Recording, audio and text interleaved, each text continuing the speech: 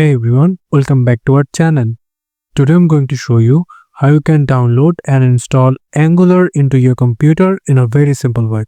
Before that, you just need to download Node.js into your computer, and I already made a dedicated video about this. You can simply check it into my video section. After downloading Node.js, what you can do, just simply search for cmd, click enter.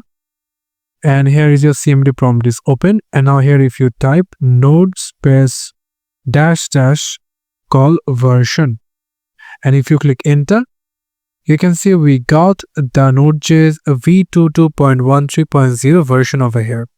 And now what you can do for downloading Angular, you just need to type npm space install space dash g space @Angular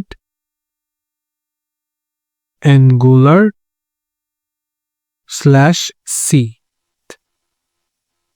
li. After that, you just need to click on enter, and you can see that it's loading right now. So it will now downloading the Angular for your computer. So for that, you just need to keep patience, and it will take maybe 2 or 5 minutes, all depends on your internet speed. So for that, keep patience, and you can see it's download already. So now what we're going to do, we're going to check that it's downloaded or not. So for that, we're going to type in g space v, click enter, and after that you can see your Angular CLI is installed into your computer.